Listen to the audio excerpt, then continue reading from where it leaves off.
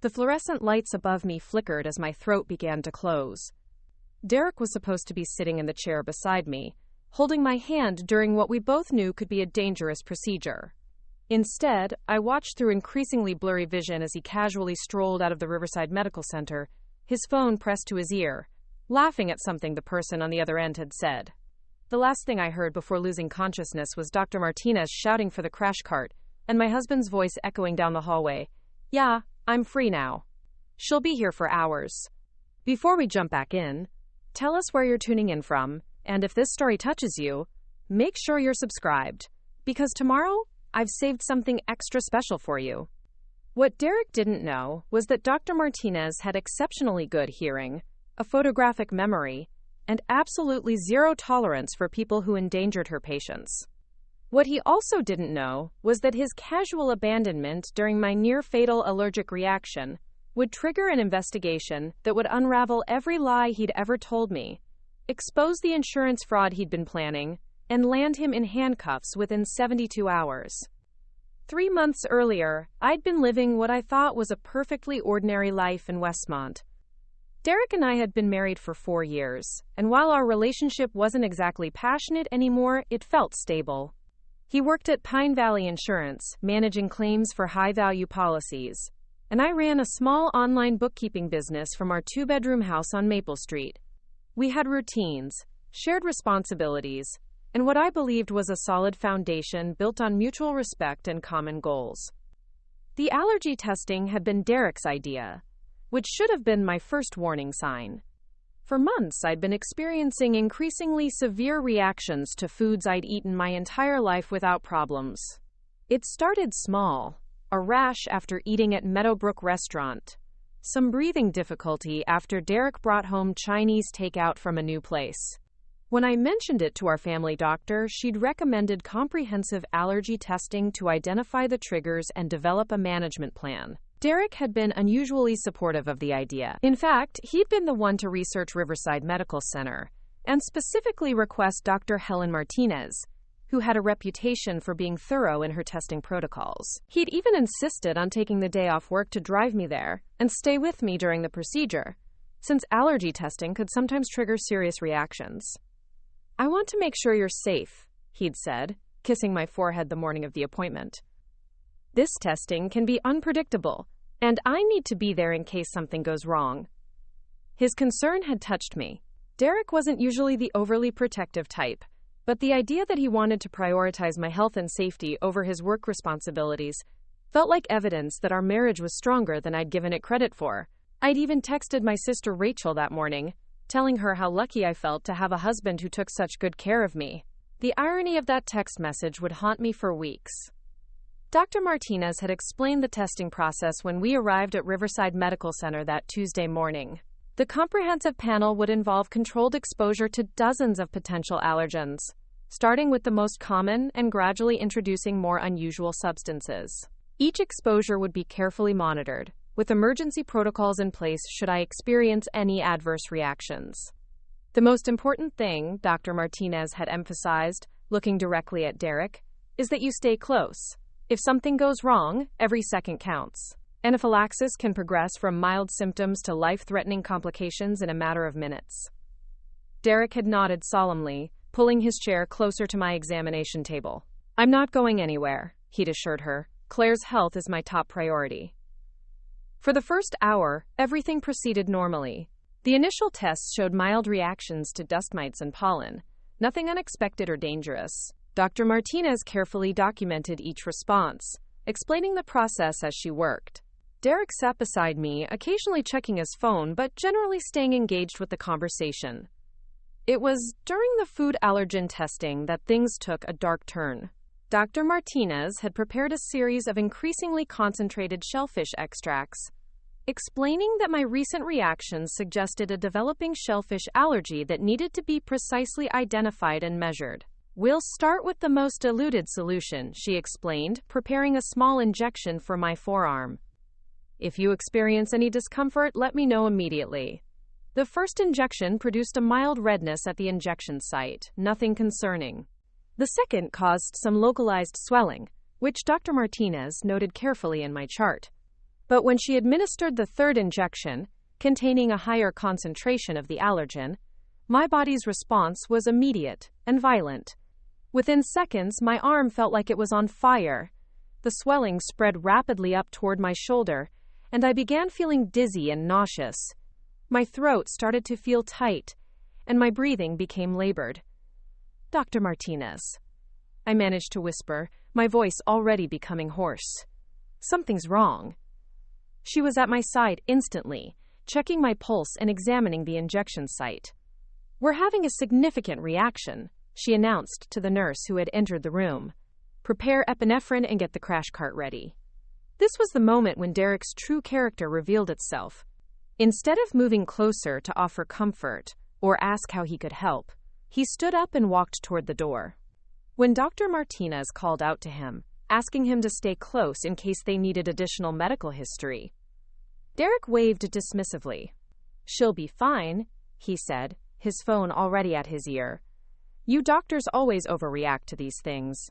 I've got some important calls to make." Dr. Martinez's eyes widened in disbelief, but she was too focused on my deteriorating condition to argue with him.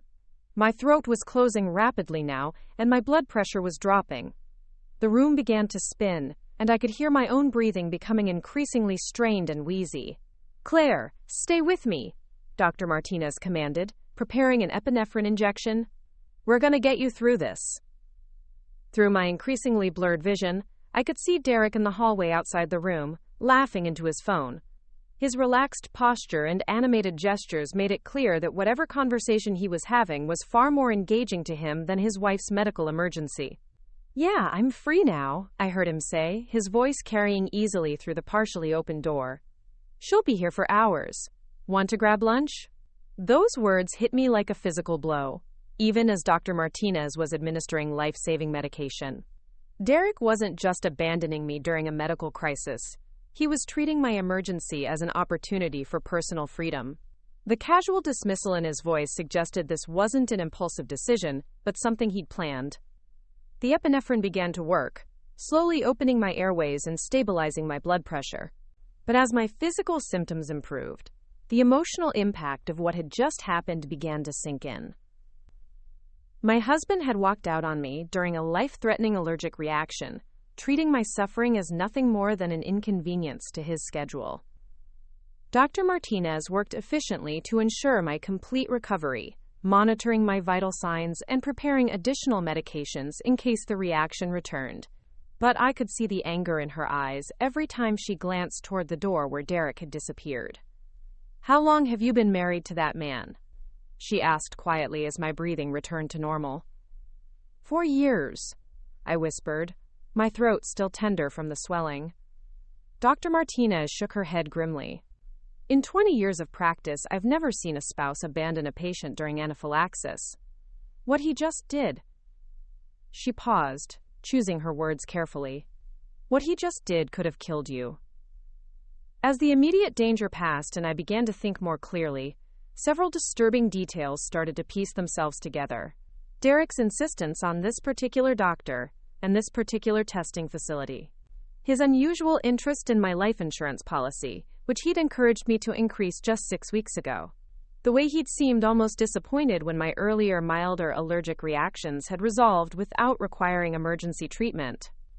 Most chilling of all was the memory of him researching shellfish allergies on his computer late at night, claiming he was just trying to understand what you're going through. At the time, I'd found his concern touching.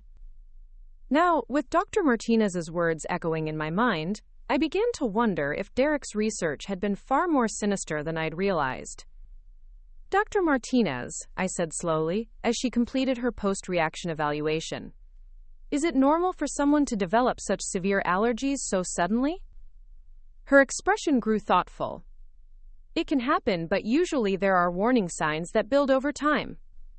The progression you've described, from no allergies to severe anaphylaxis in just a few months, is unusual.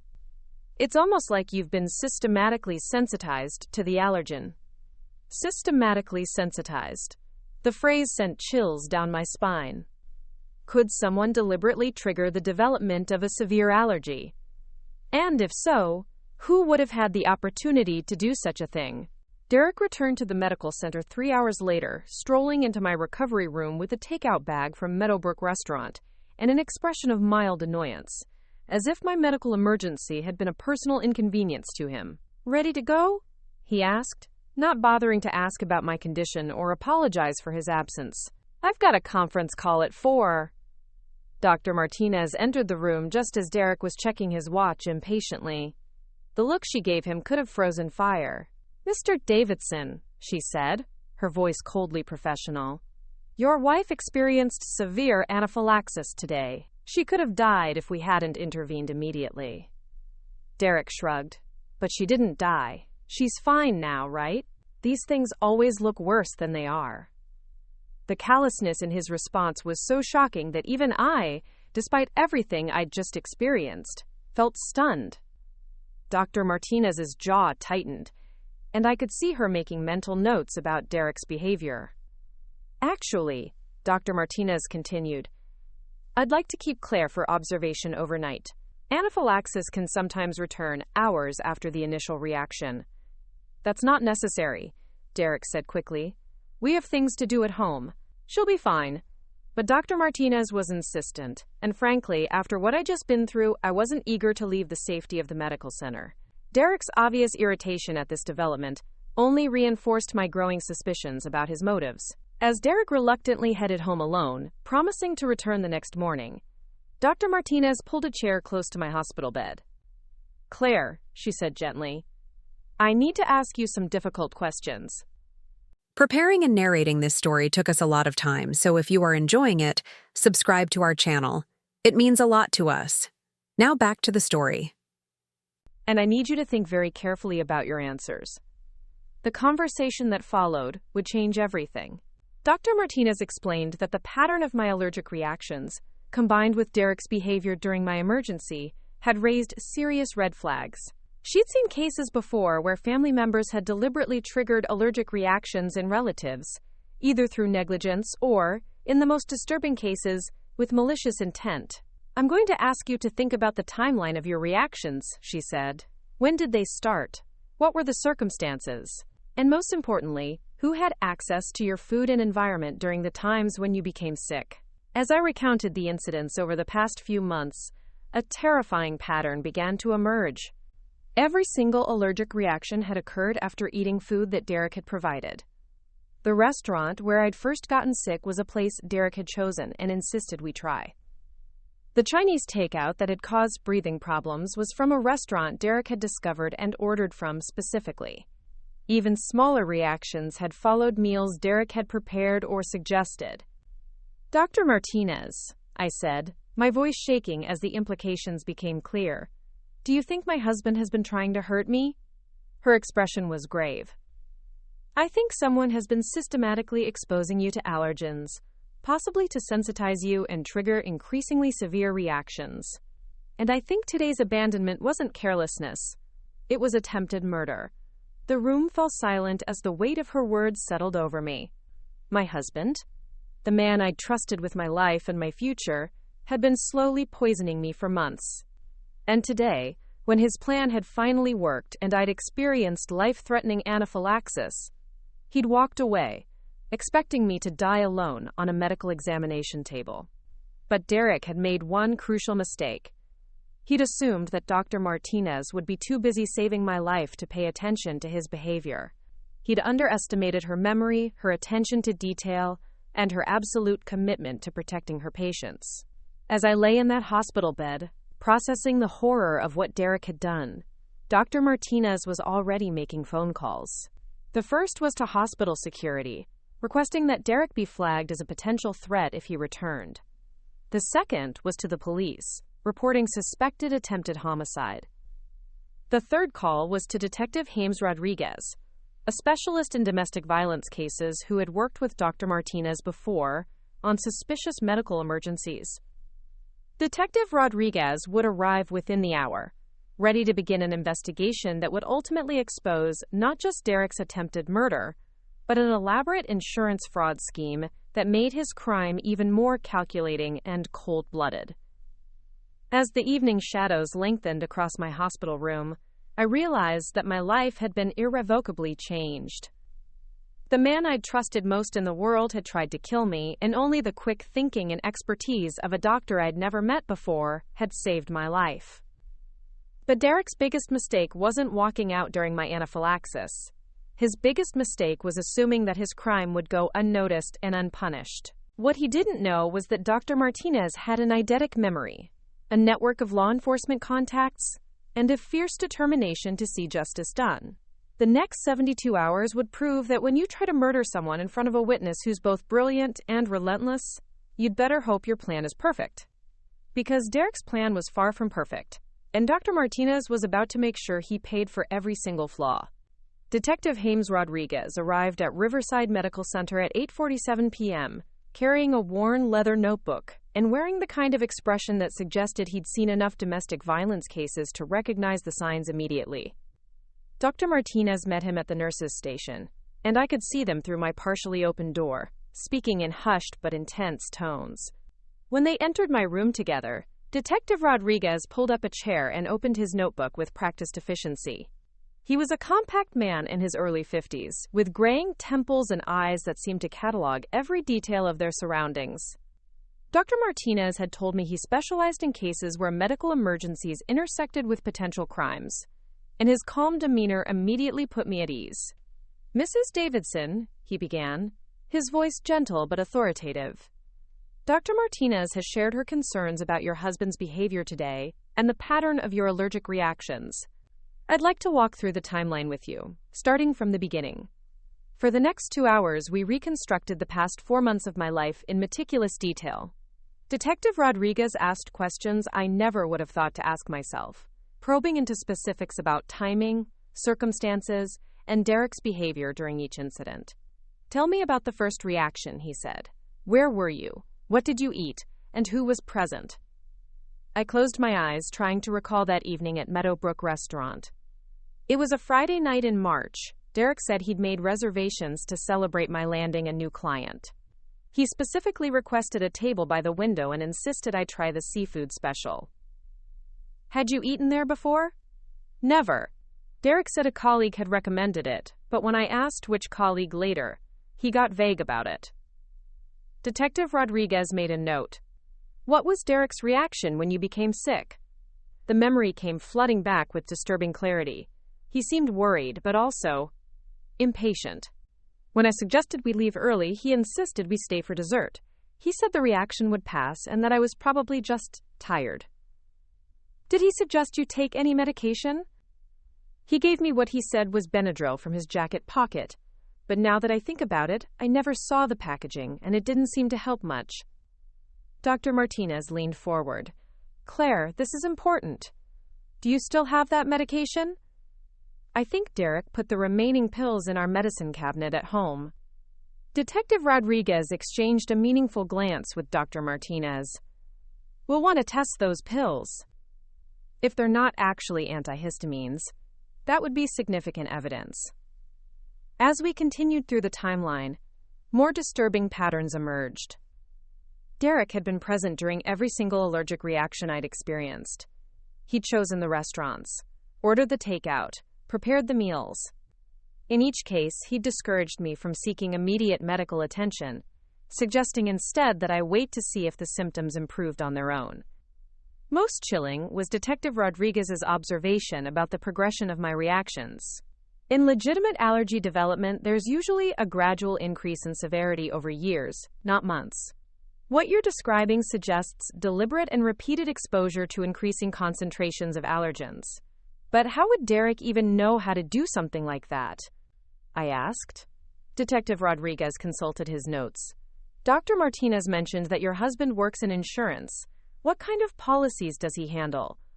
"High-value life insurance claims. He specializes in cases involving accidental deaths and medical emergencies. The implications of this hit me like a physical blow. Derek's job required him to understand exactly how people died from various medical conditions. He would have access to detailed case studies about allergic reactions, including information about how allergens could be introduced and concentrated to trigger increasingly severe responses." "There's something else," I said slowly, remembering Derek's late-night computer sessions. For the past few months, Derek's been staying up late on his laptop. When I asked what he was researching, he said he was studying my allergies to better understand how to help me. Dr. Martinez's expression darkened. That research could have provided him with a roadmap for triggering anaphylaxis. Detective Rodriguez closed his notebook and stood up. Mrs. Davidson, I'm going to be direct with you. Based on what you've told me, combined with your husband's behavior today, I believe you're the victim of attempted murder. We need to treat this as an active investigation, which means we need to move carefully to preserve evidence and ensure your safety. The word murder hung in the air like a toxic cloud. Even though Dr. Martinez had hinted at this possibility, hearing it stated so bluntly by a police detective made the reality impossible to deny. Derek hadn't just been neglectful or careless. He had systematically tried to kill me. What happens now? I asked, my voice barely above a whisper. First, we need to secure evidence before your husband realizes we're on to him. I'm going to request a search warrant for your home, focusing on his computer, any medications or supplements he might have hidden, and your food storage areas.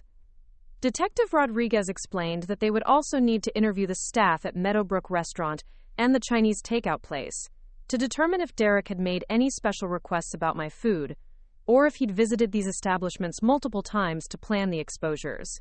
We'll also need to examine your life insurance policies, he continued.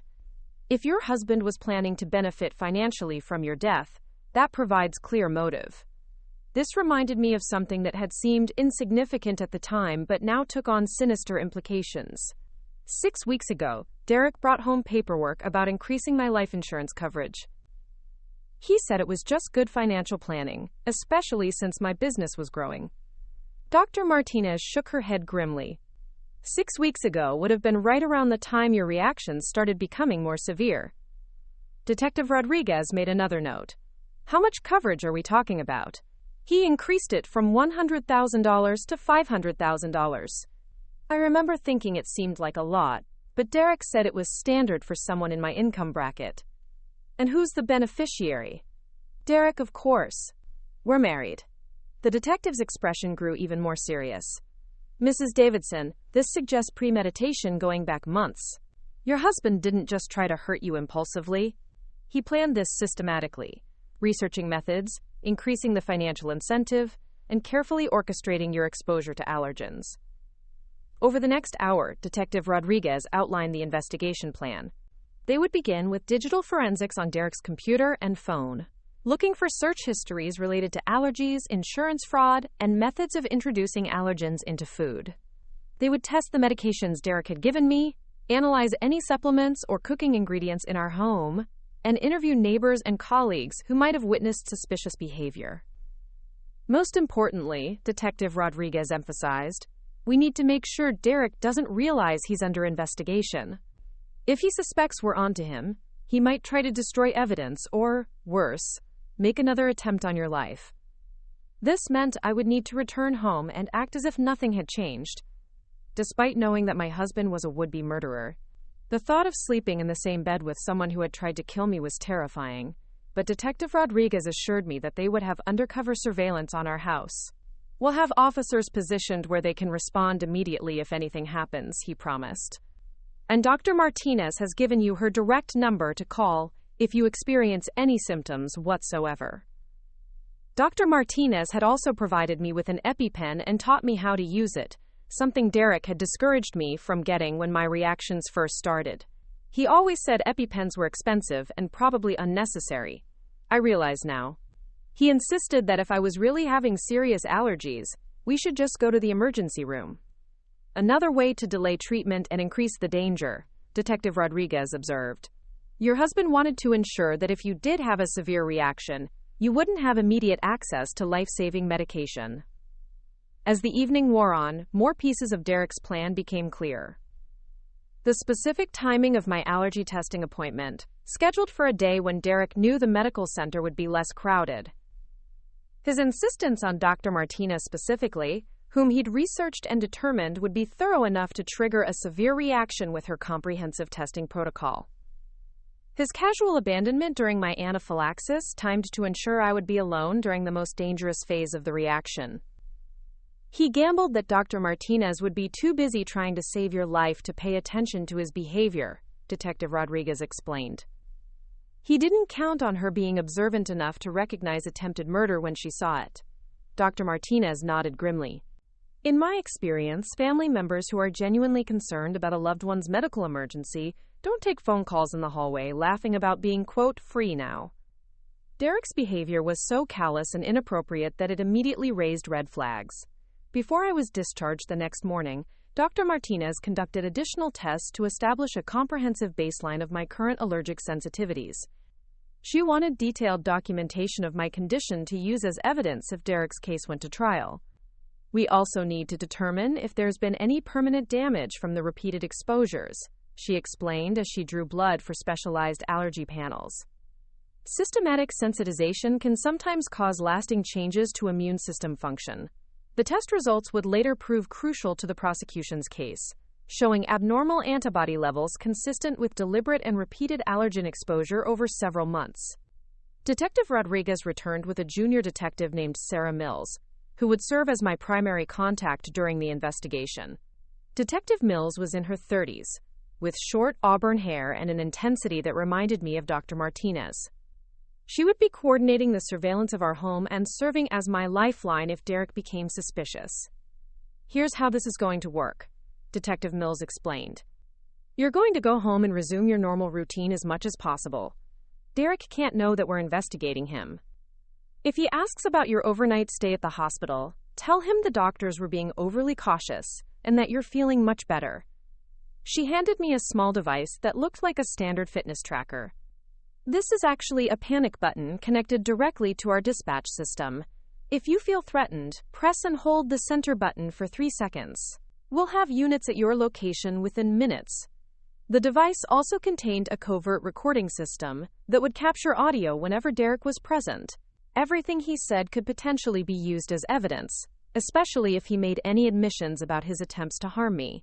Most importantly, Detective Mills emphasized, don't eat or drink anything that Derek provides.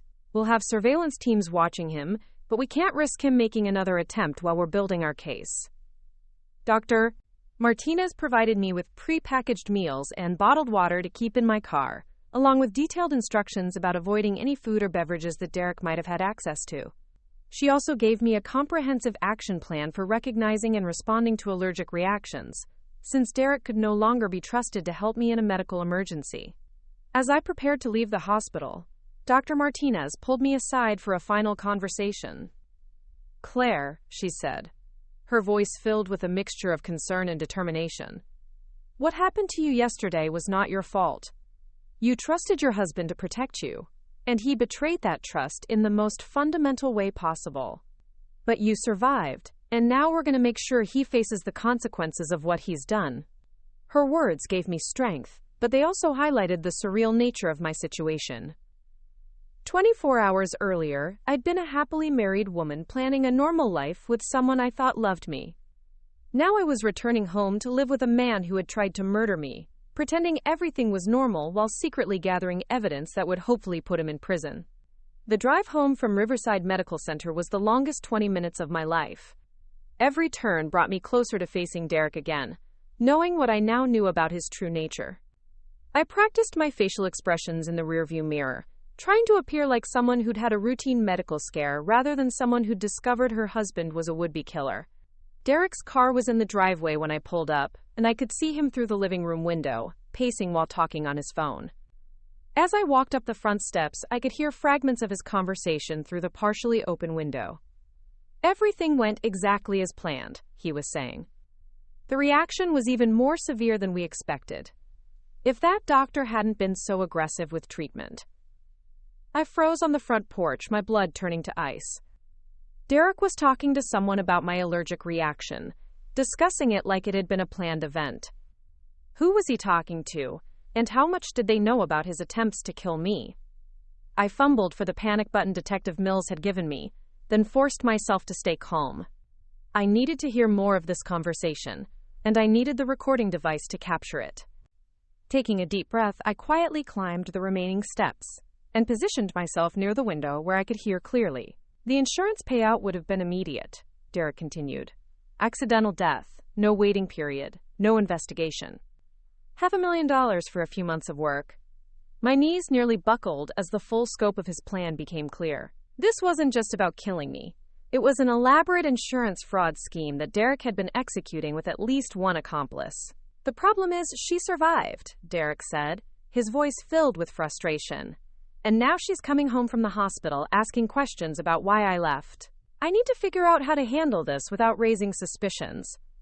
The person on the other end of the call must have offered suggestions, because Derek's next words chilled me to the bone.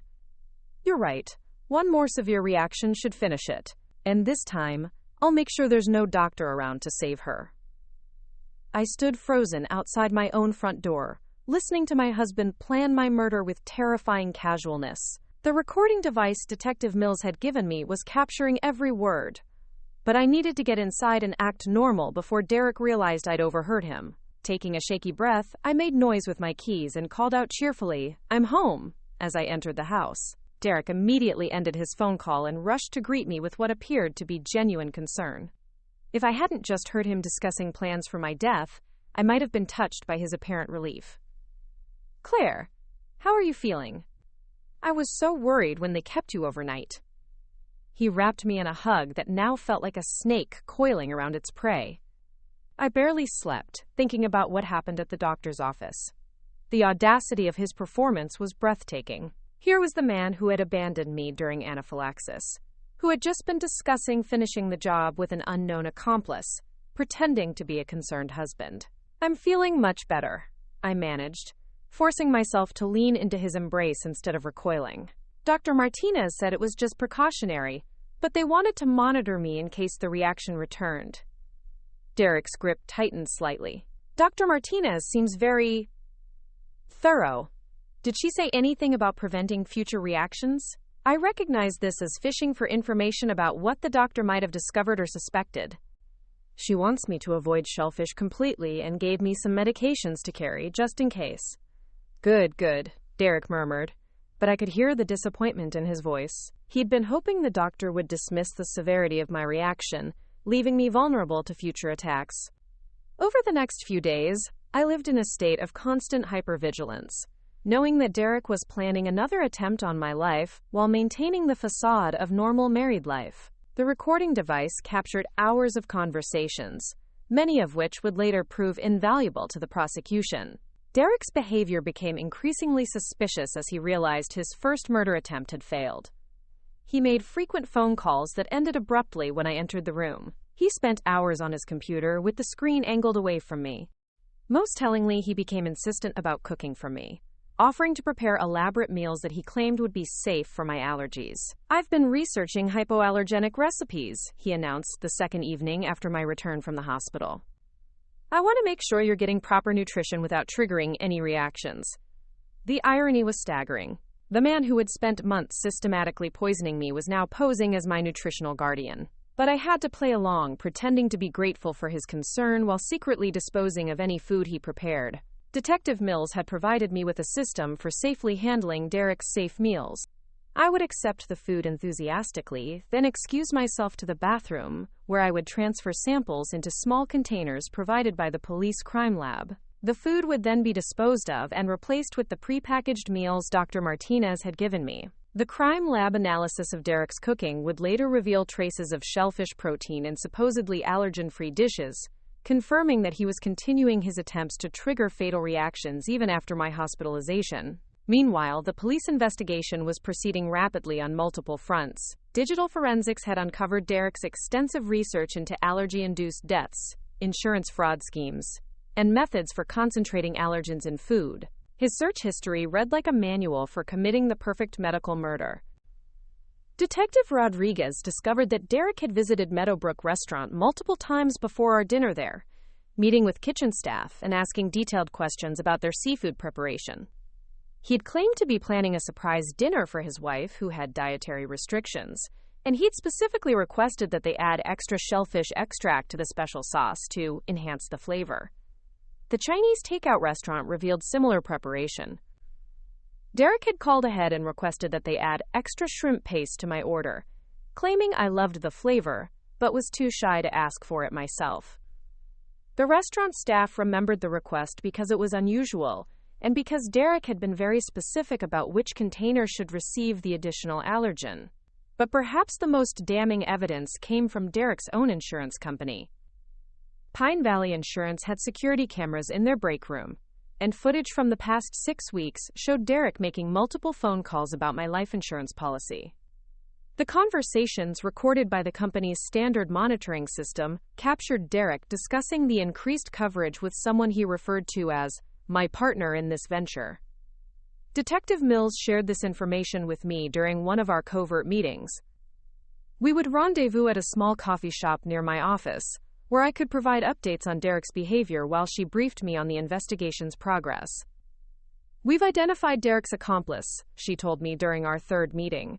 Her name is Natalie Kim, and she works as an insurance investigator for a competing company. They met at a professional conference 8 months ago and have been planning this scheme together. The revelation that Derek's attempted murder was part of a calculated partnership made the betrayal even more devastating. This wasn't a crime of passion or a moment of weakness. It was a cold-blooded business arrangement that treated my life as nothing more than a financial opportunity. Natalie specializes in identifying fraudulent insurance claims, Detective Mills continued. She knew exactly how to structure your murder to avoid triggering an investigation. The plan was brilliant in its simplicity: trigger a fatal allergic reaction in a medical setting, with Derek present as the grieving husband who'd done everything possible to save you. But their plan had 2 fatal flaws. First, they'd underestimated drive, Martinez's expertise, and observational skills. Second, they'd failed to account for Derek's own arrogance and callousness, which made his behavior during my anaphylaxis so obviously suspicious that it immediately raised red flags. We've been monitoring Natalie's communications as well, Detective Mills explained.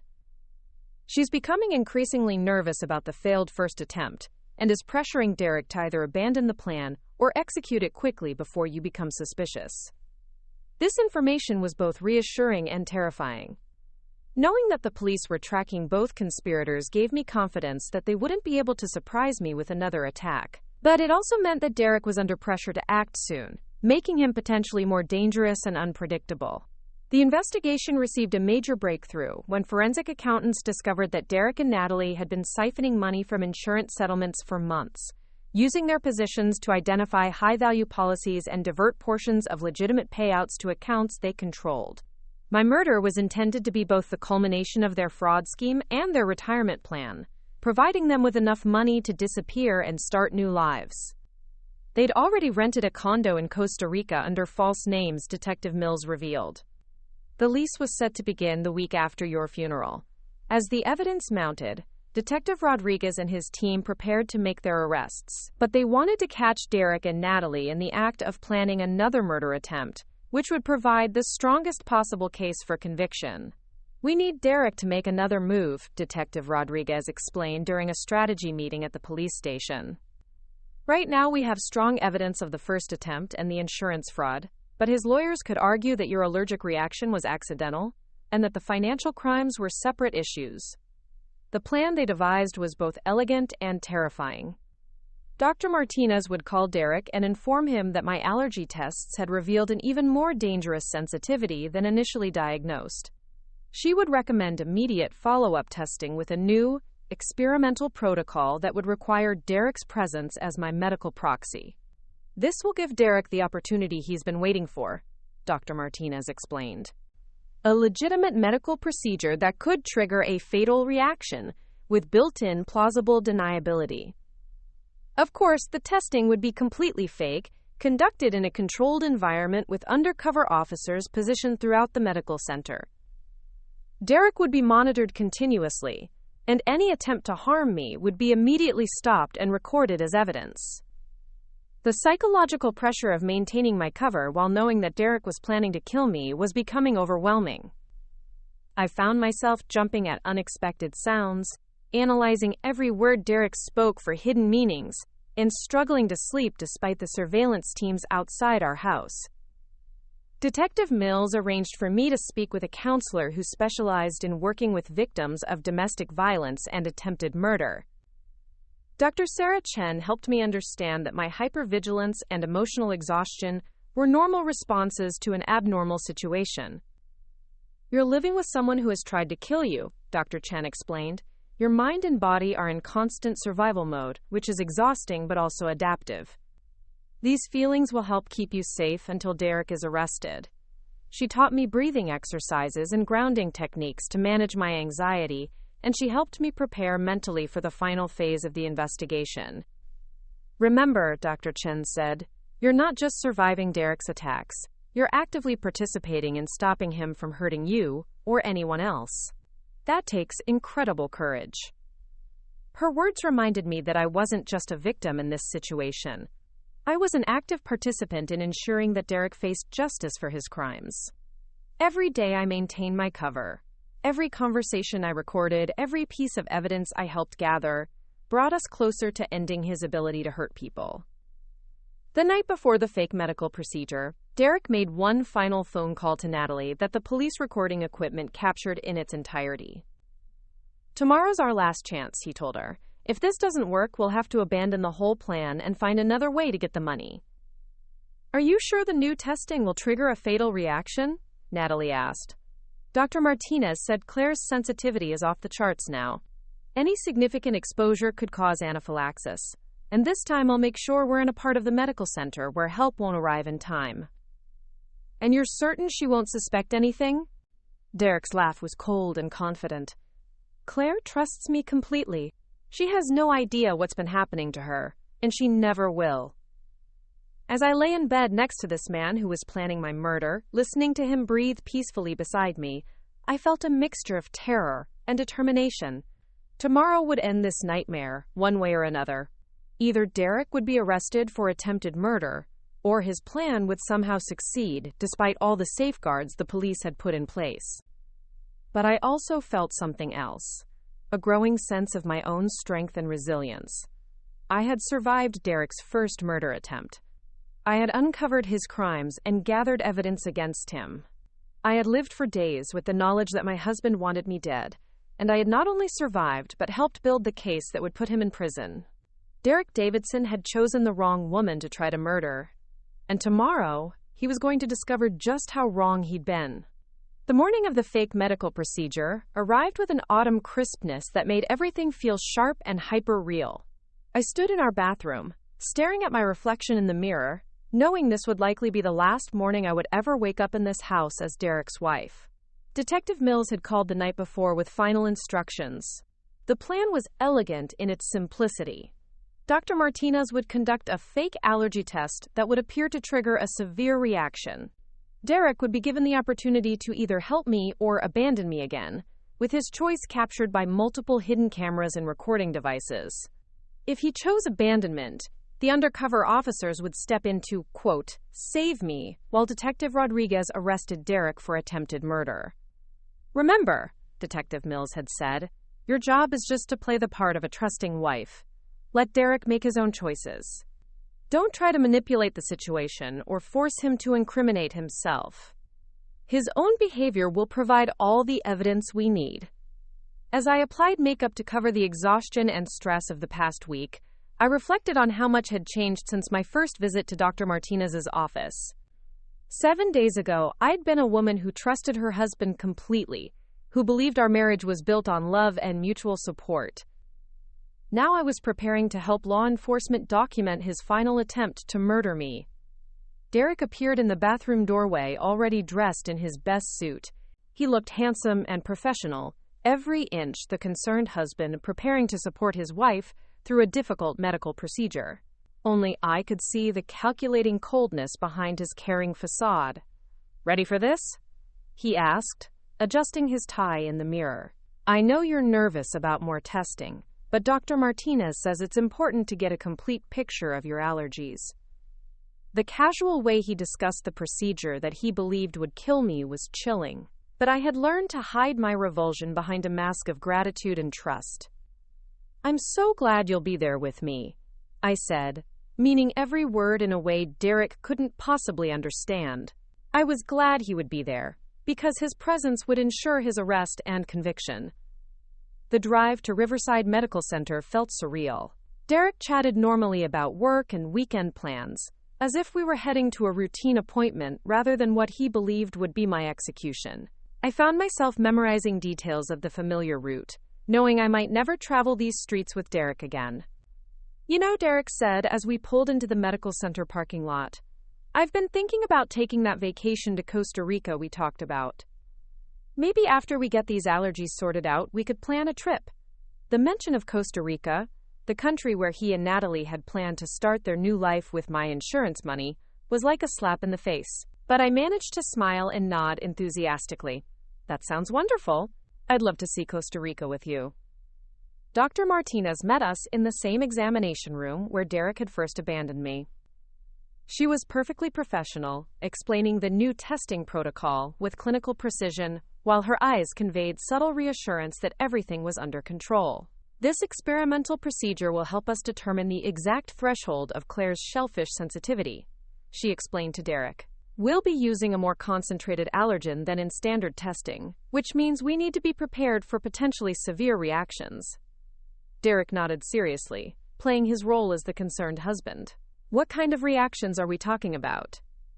Anaphylaxis is possible, given Claire's previous response. That's why it's crucial that you remain close during the procedure. If something goes wrong, your immediate presence could be the difference between life and death. I watched Derek's face carefully as Dr. Martinez spoke, looking for any sign that he was planning to abandon me again. His expression remained appropriately concerned, but I caught a flicker of something else. Anticipation, perhaps, or satisfaction. Of course, Derek said solemnly. Claire's safety is my top priority. I'll be right here the entire time. Dr. Martinez prepared the fake injection with theatrical precision, explaining each step of the process. Unknown to Derek, the syringe contained nothing more than saline solution, but her performance was so convincing that even I felt a moment of anxiety as she approached my arm. This may cause some immediate discomfort, she warned, making eye contact with me briefly. In that moment, I saw not just professional competence, but genuine concern for my well-being. This woman had saved my life once and was now putting herself at risk to ensure Derek faced justice for his crimes. The injection itself was anticlimactic, just a brief pinch as the harmless saline entered my bloodstream. But Dr. Martinez immediately began acting as if something was wrong. Claire, how are you feeling? She asked urgently. Any tightness in your throat or difficulty breathing? This was my cue to begin the performance that would hopefully end Derek's criminal career. I started breathing rapidly, touching my throat with apparent concern. Something feels wrong, I gasped, making my voice sound strained. My throat is getting tight. Dr. Martinez sprang into action, checking my pulse and examining the injection site with theatrical concern. We're seeing the beginning of an allergic reaction, she announced. Derek, I need you to stay close while I prepare emergency medications. This was the moment of truth. Derek could choose to remain by my side, supporting me through what he believed was a genuine medical emergency. Or he could repeat his previous pattern of abandonment, providing the police with irrefutable evidence of his intent to let me die. For a few seconds, Derek hesitated. I could see him calculating, weighing his options. Then, exactly as the police had predicted, he stood up and moved toward the door. I should call your insurance company, he said, his voice already sounding distant. Make sure they know about this procedure, in case there are coverage issues. Dr. Martinez looked up sharply. Derek, I need you here. Claire's condition could deteriorate rapidly. But Derek was already pulling out his phone, backing toward the hallway. You're the expert, Doc. I'll just be outside, making sure the insurance is squared away. As Derek disappeared from view, I continued my performance of progressive allergic reaction, while Dr. Martinez maintained her facade of increasing medical urgency. But internally, I felt a profound sense of closure. Derek had made his choice, and it was exactly the choice the police had expected him to make. Through the partially open door, I could hear Derek on his phone in the hallway. It's happening again, he said quietly. More severe this time. The doctor seems really worried. There was a pause as he listened to the person on the other end, presumably Natalie. I'm staying out of the way, just like we planned. If it goes like we expect, this whole nightmare will be over in the next hour. Dr. Martinez caught my eye and nodded slightly, indicating that the recording equipment was capturing Derek's conversation. We continued our medical theater for several more minutes, with Dr. Martinez providing a running commentary about my deteriorating condition that was designed to test Derek's response. Claire's blood pressure is dropping, she called out loudly enough for Derek to hear. I'm having trouble stabilizing her breathing. Derek's response was to move further down the hallway, distancing himself even more from my apparent medical crisis. She's really struggling now, I heard him tell Natalie. The doctor's doing everything she can, but it doesn't look good. The coldness in his voice as he discussed my impending death was devastating. This was the man I had shared a bed with for 4 years, the man I had trusted with my financial security and emotional well-being. Yet he was discussing my death with the same casual detachment he might use to describe a business transaction. After 20 minutes of this elaborate performance, Detective Rodriguez and his team moved in to make their arrests. Derek was taken into custody in the medical center hallway, still holding his phone, still talking to Natalie about my, quote, deteriorating condition. The look on Derek's face when Detective Rodriguez identified himself and began reading Miranda rights was everything Dr. Martinez had promised it would be. Shock, disbelief, and then a dawning realization that his carefully planned crime had been discovered and documented. Derek Davidson, Detective Rodriguez announced, you're under arrest for attempted murder, conspiracy to commit murder, and insurance fraud. Through the examination room window, I watched as Derek's composure completely crumbled. The confident, calculating man who had been planning my death moments earlier became a panicked, desperate individual who suddenly understood that his life was about to change forever. There's been a mistake, Derek protested as the handcuffs clicked into place. I didn't do anything wrong. I was just trying to help my wife. Detective Rodriguez's response was calm and professional. Mr. Davidson, we have recordings of you planning your wife's murder, evidence of systematic poisoning over several months, and video documentation of you abandoning her during medical emergencies. There's no mistake. As Derek was led away, he caught sight of me through the examination room window, sitting up on the examination table, clearly alive and unharmed. The realization that he had been set up, that his crime had been discovered and documented, played across his face like a movie. But what I remember most clearly wasn't Derek's shock or anger. It was the moment when our eyes met through that window, and I saw him truly see me for perhaps the first time in our marriage. Not as a source of insurance money or a problem to be solved, but as a person who had outsmarted him.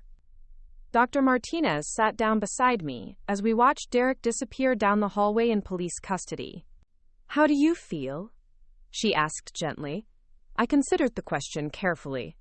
Relief, certainly. Validation that my suspicions had been correct. Satisfaction that Derek would face consequences for his actions. But underneath all of those emotions was something deeper and more complex. Free, I said finally. For the first time in months, maybe years, I feel completely free. Dr. Martinez nodded understandingly.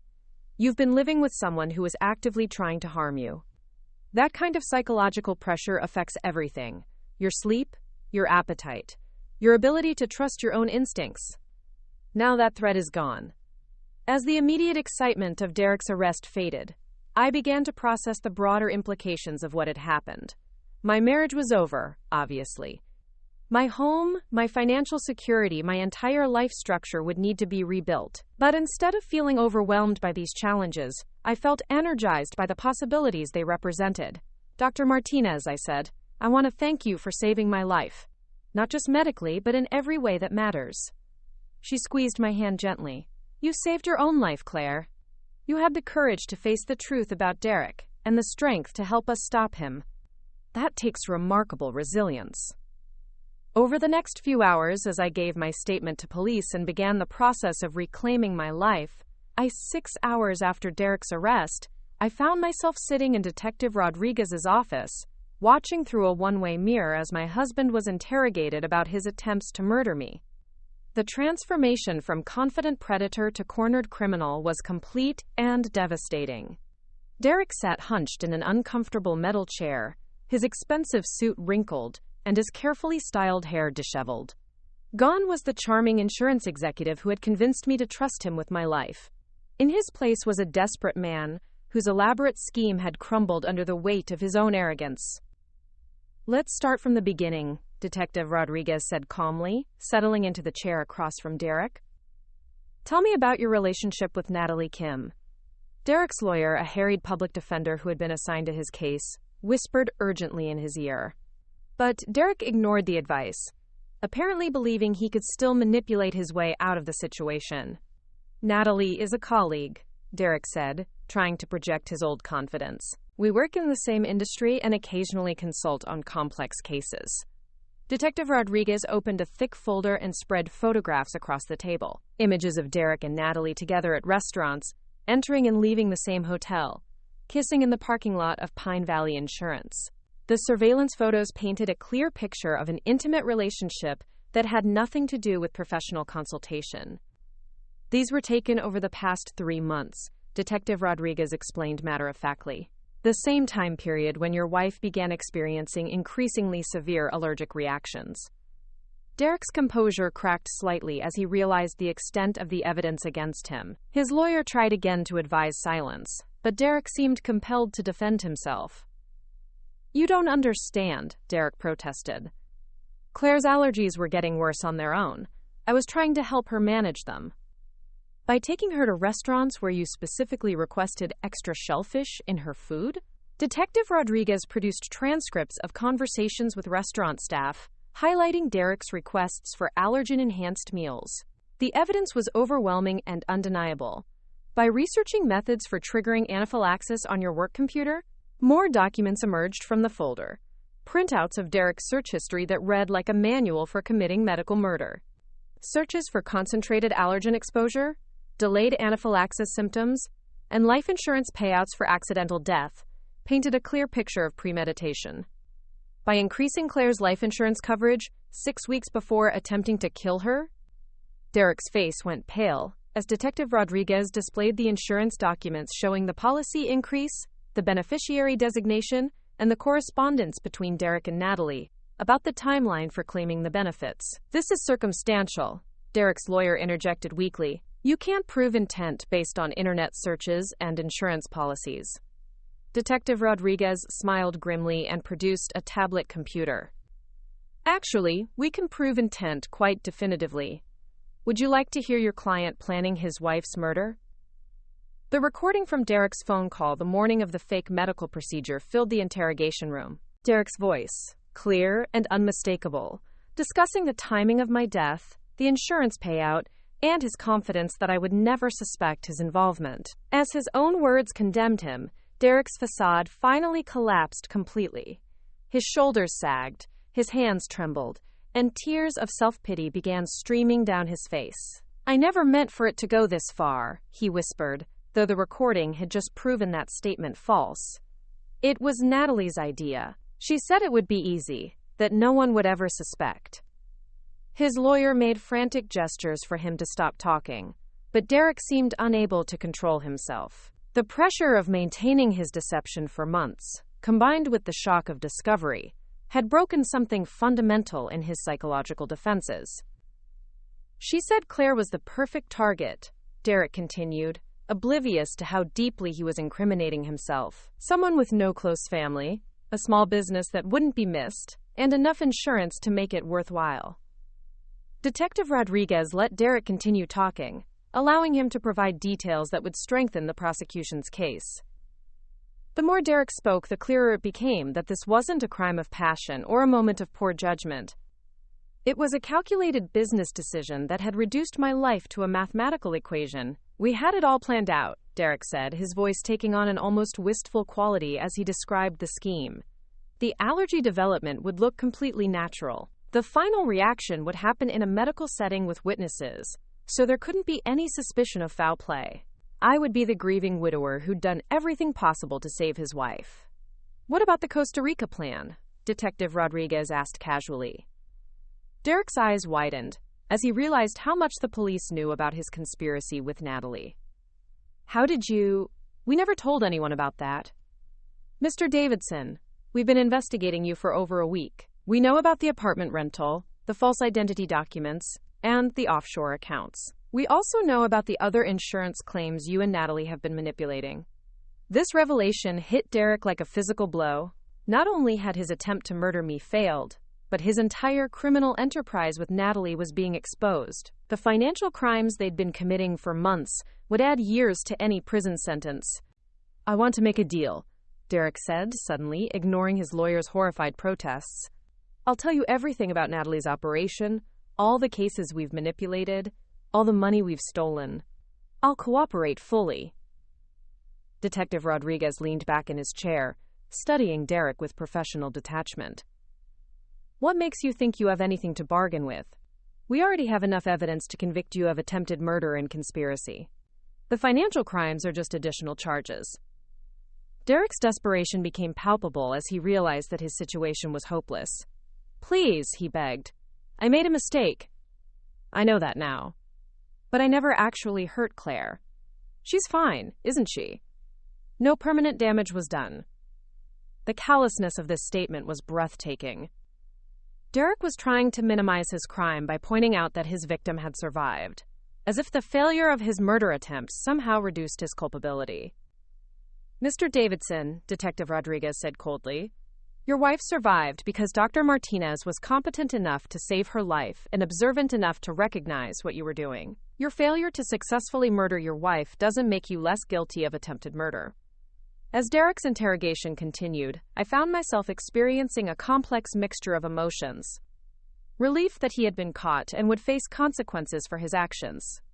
Anger at the casual way he discussed my life as if it were a commodity to be exploited. But also, surprisingly, a kind of pity for this man who had destroyed his own life through greed and selfishness. Dr. Martinez, who had been watching the interrogation with me, seemed to sense my conflicted feelings. It's normal to feel sympathy for him, she said quietly. You loved this man once, and watching anyone's complete destruction is difficult, even when they deserve it. I keep thinking about the Derek I thought I married, I admitted. Was any of that real? Or was I completely deluded about who he was? Dr. Martinez considered this carefully before answering. People are complex, Claire. It's possible that Derek genuinely cared for you in the beginning, before greed and opportunity corrupted him. But it's also possible that he saw you as a potential victim from the very start. The investigation would later reveal that Derek had specifically targeted me because of my lack of close family and my growing business success. He had cultivated our relationship with the same calculating precision he'd used to plan my murder. I would never know if his feelings for me had ever been genuine, and eventually I would realize that it didn't matter. The man I had fallen in love with was gone, if he had ever truly existed. Natalie Kim's arrest took place simultaneously in her apartment across town. Unlike Derek, she immediately requested a lawyer and refused to say anything that might incriminate herself. But the evidence against her was just as comprehensive as the case against Derek. Her computer contained detailed plans for the insurance fraud scheme, including spreadsheets tracking the money they had stolen from legitimate claims and projections for the profits from my death. She had researched my background thoroughly, identifying me as an ideal victim for their murder plot. Most damning was a series of text messages between Natalie and Derek in the days leading up to my fake medical procedure. The messages revealed her frustration with Derek's failed first attempt and her insistence that he finish the job before I became suspicious of his intentions. Next time, make sure you're nowhere near the medical center when it happens, one of Natalie's messages read. Let her die alone and then show up to play the grieving husband.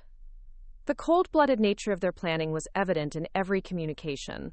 They had discussed my death with the same level of emotion they might have used to plan a vacation or discuss a work project. Within 48 hours of their arrests, both Derek and Natalie had been charged with conspiracy to commit murder, attempted murder, insurance fraud, and multiple counts of theft.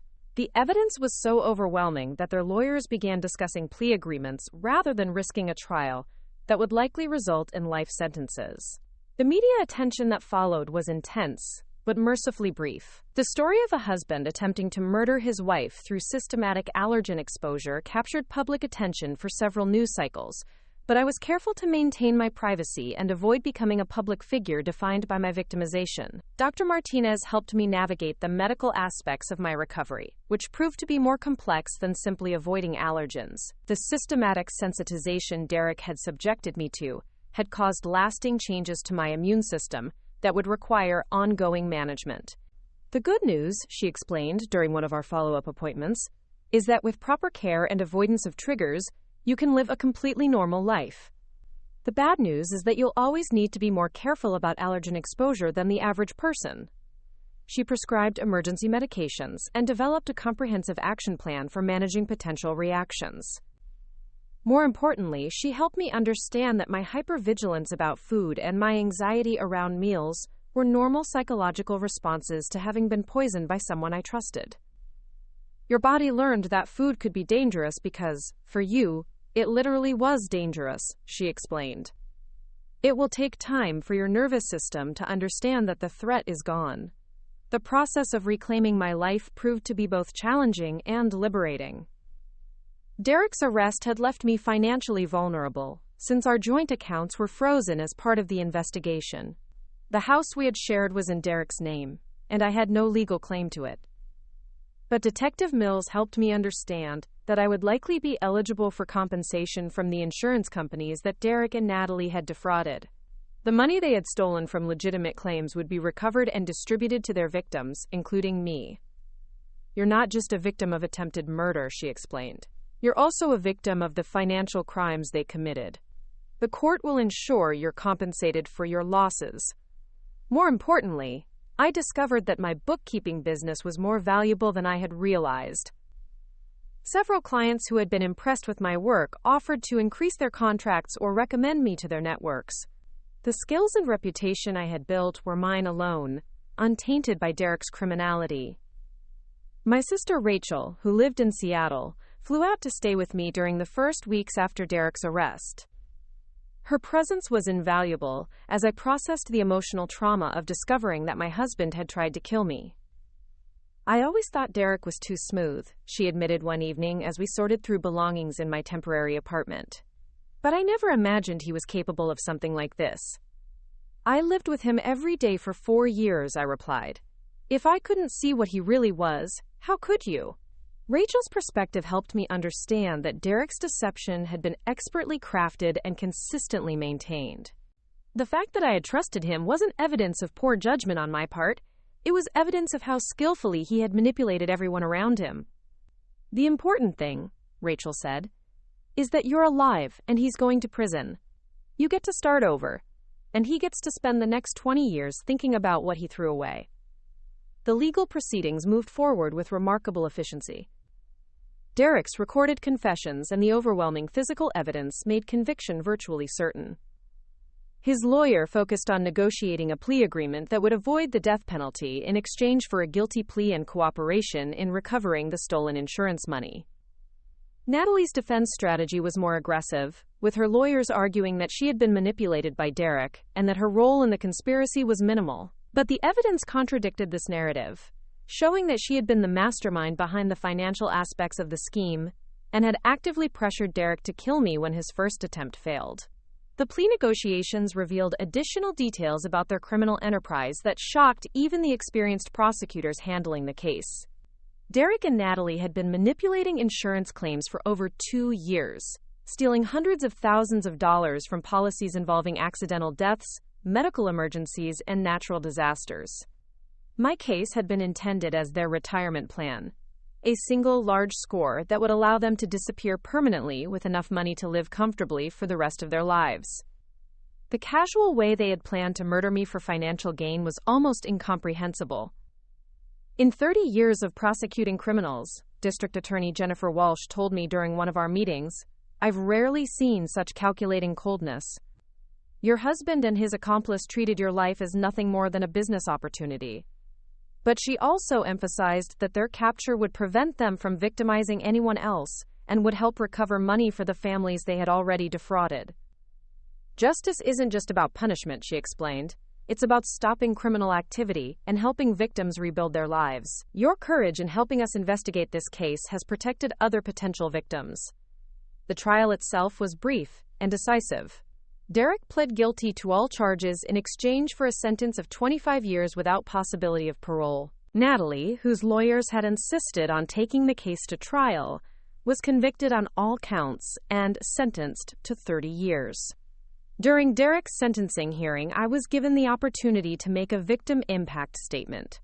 I had debated whether to attend the hearing at all, but ultimately decided that I needed to confront Derek one final time.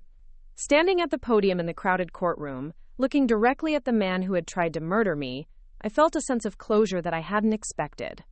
"Derek," I began, "you took away my ability to trust, my sense of safety, and my faith in the institution of marriage. You poisoned me systematically for months, then abandoned me to die when your plan finally worked." Derek couldn't meet my eyes as I spoke, staring down at his hands in handcuffs. "But you also gave me something unintentionally. You showed me that I'm stronger than I ever imagined. I survived your attempts to kill me, helped gather the evidence that convicted you, and I'm rebuilding my life into something better than it ever was when I was married to you." I paused, letting my words sink in before delivering my final statement. "You will spend the next 25 years in prison, thinking about the life you threw away for money. I will spend those same years living freely, surrounded by people who actually care about my well-being. In the end, your plan to destroy my life only made me stronger. As I left the courthouse that day, I felt lighter than I had in months." The legal proceedings were finally complete. Derek was beginning his prison sentence, and I was free to move forward with my life. Dr. Martinez had been right about the healing process taking time. In the months that followed, I gradually learned to trust food again, to sleep without checking locks multiple times, and to believe that the people around me genuinely cared about my well-being.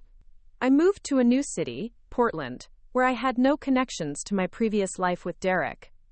My bookkeeping business flourished as I took on new clients and expanded my services. The insurance settlement from Derek and Natalie's crimes provided financial security that allowed me to take risks and pursue opportunities I never would have considered before. Most importantly, I learned to trust my own instincts again.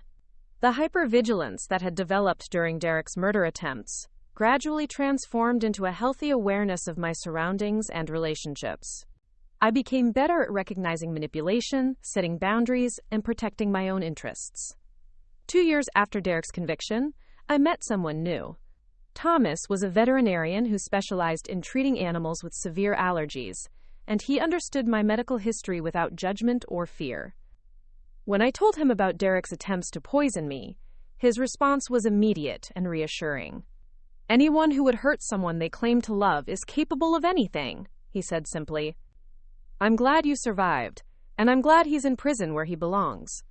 Thomas's straightforward acceptance of my past, without drama or excessive sympathy, helped me realize how much I had healed. I was no longer defined by what Derek had done to me. I was simply someone who had survived a terrible experience and built a better life from the wreckage. The last I heard of Derek, he was serving his sentence at a federal prison in Texas, working in the prison library and reportedly not adjusting well to incarceration. Natalie was imprisoned in California, where she had filed multiple unsuccessful appeals of her conviction. I felt no satisfaction in their suffering, but I felt enormous relief knowing they would never again have the opportunity to harm innocent people. Their crimes had been stopped, their victims had received some measure of justice, and the world was a slightly safer place. Looking back on the entire experience, I realized that Derek's greatest mistake wasn't his clumsy attempt to murder me, or his careless abandonment during my anaphylaxis. His greatest mistake was underestimating the strength and intelligence of the woman he had chosen as his victim. He had seen me as weak, isolated, and easy to manipulate. Instead, he discovered that I was observant enough to recognize his deception, brave enough to help law enforcement investigate him, and resilient enough to rebuild my life after his betrayal. Derek Davidson had planned the perfect crime, but he had chosen the wrong victim. And in the end, that choice had cost him everything, while giving me the opportunity to discover just how strong I really was. The woman who had trusted him completely was gone, replaced by someone wiser, stronger, and infinitely more capable of protecting herself. Derek's attempt to destroy my life had instead liberated me from a marriage built on lies and given me the chance to create something authentic and meaningful. In trying to kill me, Derek had actually set me free. And for that unintended gift, I would always be grateful. The morning of the staged medical procedure, I woke up in my own bed for what I somehow knew would be the last time as Derek's wife. The autumn light filtering through our bedroom curtains felt different, charged with the weight of what was about to unfold. Derek was already awake beside me, scrolling through his phone with an expression I'd never seen before, anticipation mixed with something that looked disturbingly like excitement. "Big day today," he said without looking up from his screen, his voice carrying an undertone that made my skin crawl. "Dr. Martinez really thinks this new testing protocol will give us definitive answers about your allergies." The casual way he discussed what he believed would be my death was perhaps the most chilling aspect of the entire ordeal. Here was a man who had shared my bed for 4 years, who knew my dreams and fears, my childhood stories and future hopes, talking about my impending murder as if it were a routine medical appointment. I had spent the previous night lying awake, processing the full scope of Derek's betrayal. It wasn't just the systematic poisoning or the planned murder. It was the realization that every moment of tenderness between us had been calculated. Every "I love you," every gentle touch, every shared laugh had been performance art designed to keep me compliant and trusting. "I'm nervous about it," I admitted, which was absolutely true, though not for the reasons Derek assumed. "What if the reaction is worse than last time?" Derek set down his phone and turned to face me, his expression shifting into what I now recognized as his practiced mask of concern. "Hey," he said softly, reaching over to stroke my hair with hands that had systematically poisoned me. "I'll be right there with you. Nothing bad is going to happen as long as I'm there to protect you." The irony was so profound it took my breath away. The man promising to protect me was the same man who had spent months trying to kill me. But what made the moment truly devastating was the realization that some part of me still wanted to believe him. Despite everything I knew, despite all the evidence of his guilt, there was a small, desperate part of my heart that wished this was all a terrible misunderstanding. Dr. Martinez had warned me about this psychological phenomenon during our preparation sessions. "Trauma bonding is real," she'd explained. "Your mind formed an attachment to Derek during your most vulnerable moments, when you thought he was caring for you through your allergic reactions. Breaking that bond, even when you know the truth, takes time." As Derek continued his performance of loving concern, I found myself studying his face with new eyes. The strong jawline I had once found so attractive now seemed predatory. The warm brown eyes that had convinced me to trust him completely now looked calculating and cold. Even his voice, which had once soothed me during moments of distress, now sounded like the practiced manipulation of a skilled con artist. "You know what I was thinking?" Derek said, his hand still stroking my hair. "After we get through today and figure out how to manage your allergies, maybe we should plan that trip to Costa Rica we've talked about. Get away from all this medical stress and just enjoy each other." Costa Rica, the country where he and Natalie had planned to start their new life with my insurance money. The destination they had researched as their escape route after my murder. He was literally describing their post-murder vacation plans while lying in bed beside his intended victim. I managed to smile and nod, fighting back the nausea that threatened to overwhelm me. "That sounds wonderful. I'd love to see Costa Rica with you." The words felt like poison in my mouth, but I knew that maintaining my cover was crucial to ensuring Derek's conviction. Every conversation was being recorded, every interaction documented as evidence of his continued deception and planning. After Derek left for his morning shower, I sat alone in our bedroom, surrounded by the artifacts of our shared life. Wedding photos smiled down at me from the dresser, images of a younger, more trusting version of myself standing beside a man whose true nature I had never suspected. Our bookshelves held volumes we had supposedly chosen together, though I now wondered if Derek's preferences had all been calculated to appeal to my tastes rather than reflecting his genuine interests. The jewelry box Derek had given me for our second anniversary sat on my vanity, containing earrings and necklaces he had selected with apparent care and thoughtfulness. Now I understood that each gift had been an investment in my trust, a prop in the elaborate performance he had been staging since the day we met.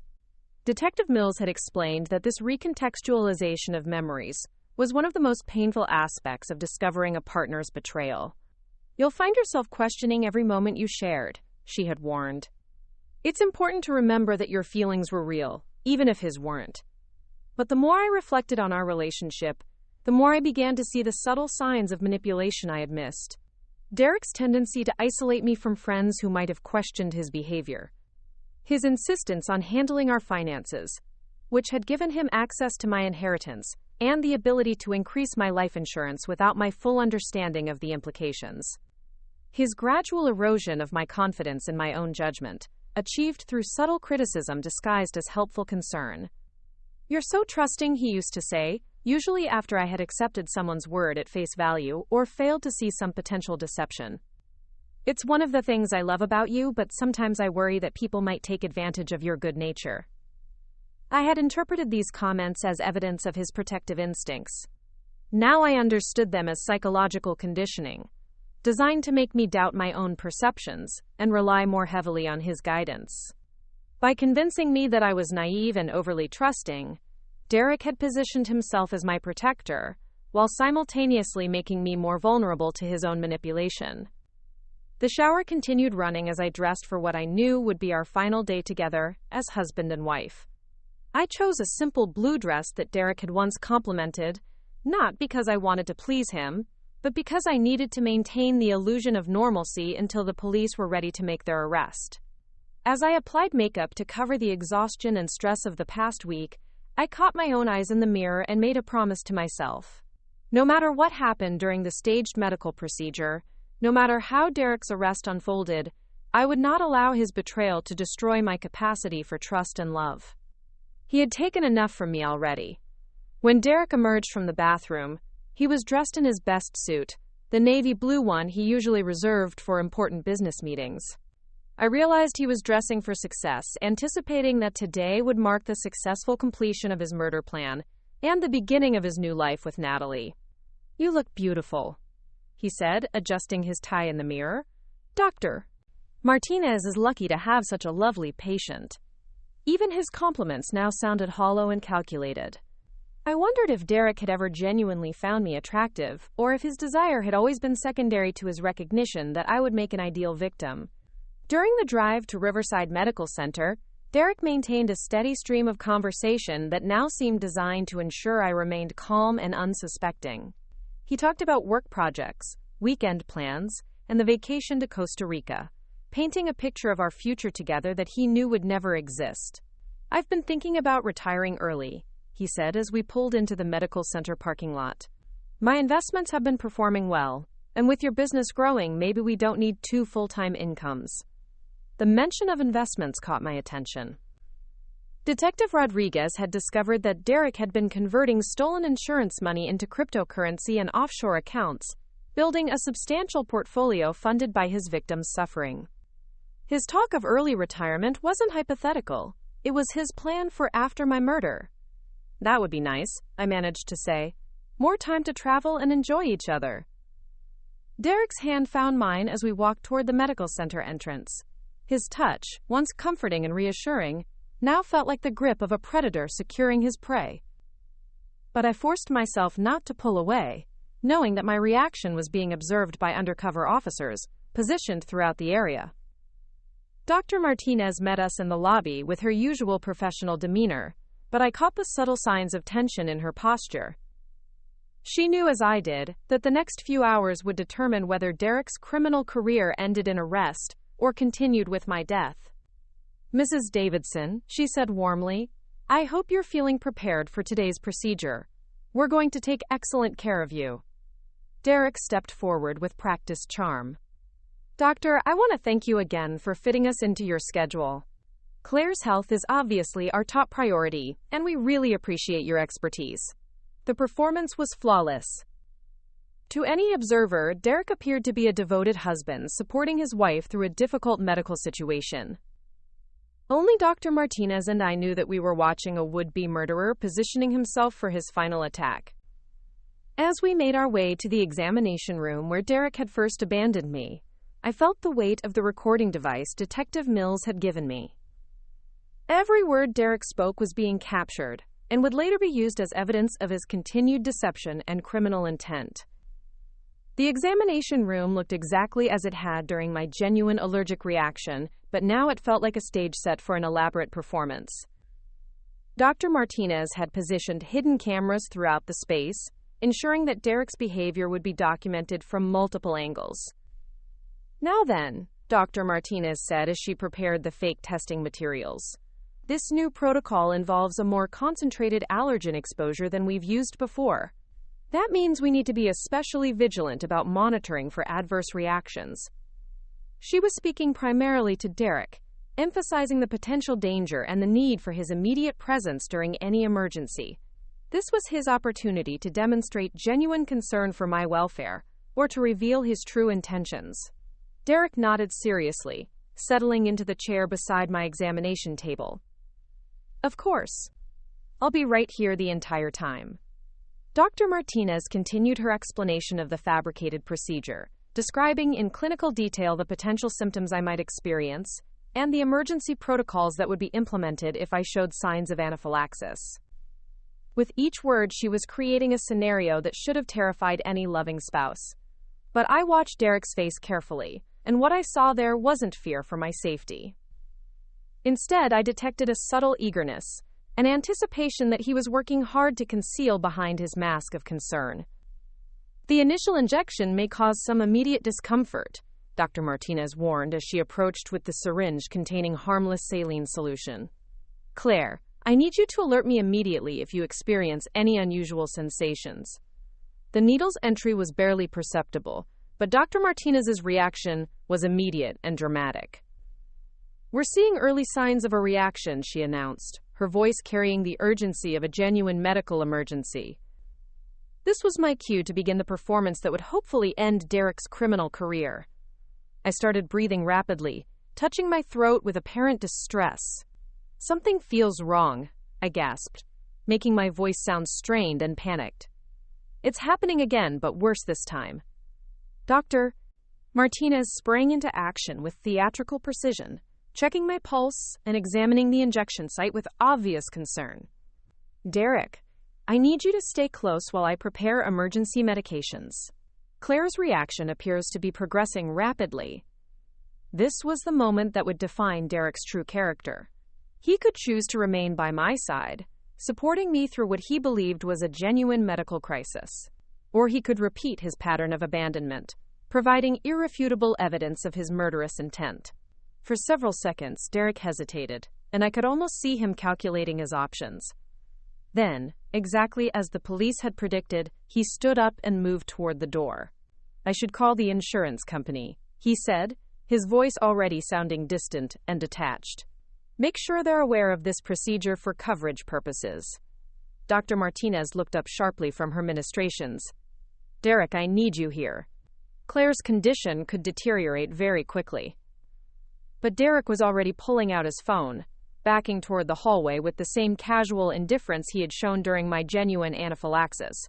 "You're the medical expert, Doc. I trust you to handle the situation. I'll just be outside handling the paperwork." As Derek disappeared into the hallway, I felt a profound mix of vindication and heartbreak. Vindication because his behavior was providing exactly the evidence needed to convict him. Heartbreak because I was watching the complete moral bankruptcy of someone I had once loved.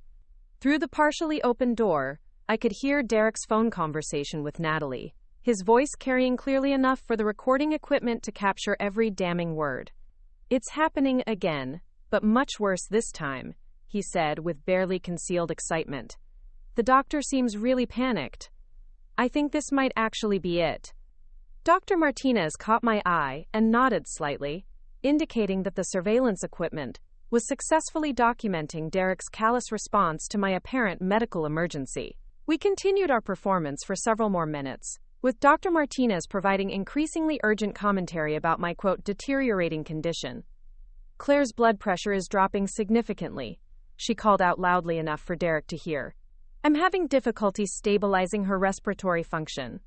Derek's response was to move even further away, distancing himself from my crisis while providing running commentary to Natalie about my supposed dying process.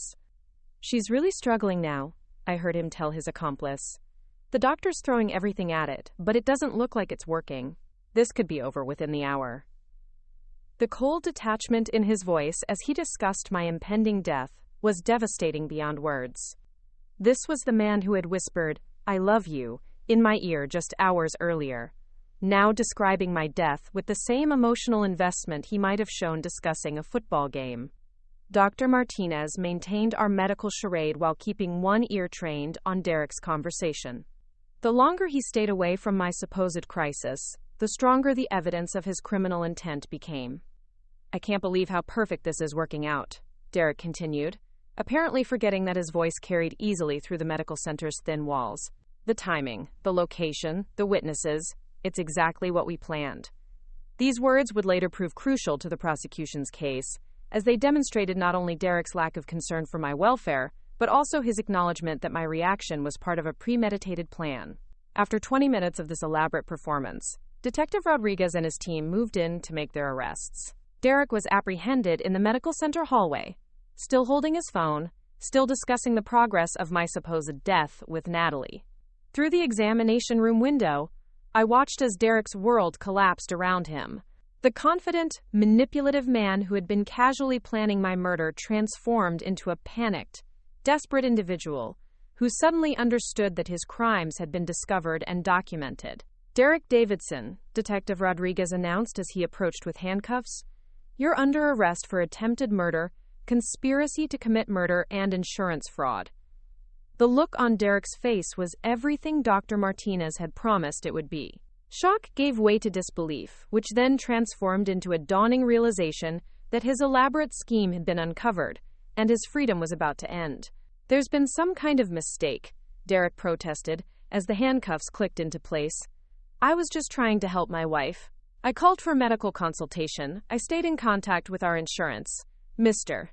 Davidson," Detective Rodriguez interrupted calmly, "we have recordings of you planning your wife's murder, evidence of systematic poisoning over several months, and video documentation of you abandoning her during medical emergencies. The only mistake here was yours." As Derek was led away in custody, he caught sight of me through the examination room window. I was sitting upright on the examination table, clearly alive and unharmed, my supposed medical crisis revealed as an elaborate sting operation. The realization that he had been outmaneuvered, that his carefully planned crime had been anticipated and documented, played across his face like scenes from a tragic movie. But what struck me most wasn't his shock or his anger. It was the moment when he looked at me and truly saw me, perhaps for the first time in our entire relationship. In that instant, I wasn't a source of insurance money or a problem to be eliminated. I wasn't a naive victim to be manipulated, or a trusting wife to be deceived. I was a woman who had outsmarted him, who had recognized his deception and helped law enforcement build an ironclad case against him. Dr. Martinez sat down beside me as Derek disappeared down the hallway in police custody, his desperate protests fading into silence. "How do you feel?" she asked gently, her professional facade softening into genuine concern. I considered the question carefully, taking inventory of my emotional state in the aftermath of Derek's arrest. Relief was certainly present. The immediate threat to my life was over, and Derek would never again have the opportunity to harm me. There was also satisfaction in knowing that his crimes had been exposed, and that he would face appropriate consequences. But underneath these expected emotions was something deeper and more complex. For the first time in months, perhaps years, I felt completely and utterly free. The constant low-level anxiety that had characterized my daily life with Derek was gone, replaced by a sense of possibility that I hadn't experienced since before our marriage. "Free," I said finally, the word carrying the weight of profound realization. "For the first time in longer than I can remember, I feel completely free." Dr. Martinez nodded with understanding. "You've been living under the constant threat of someone who was actively trying to harm you. That kind of psychological pressure affects everything: your sleep, your appetite, your ability to trust your own instincts. Now that the threat has been removed, you can begin to heal." As the immediate excitement of Derek's arrest began to fade, I started to process the broader implications of what had just occurred. My marriage was obviously over, and with it, the life structure I had built around Derek's presence. Our shared home, our financial arrangements, our social connections, everything would need to be reevaluated and potentially rebuilt. But instead of feeling overwhelmed by these challenges, I found myself energized by the possibilities they represented. For the first time in years, I could make decisions based solely on my own desires and interests, without having to consider Derek's manipulative influence or hidden agenda. "Dr. Martinez," I said, meeting her eyes with genuine gratitude, "I need to thank you for saving my life, not just medically, but in every way that matters."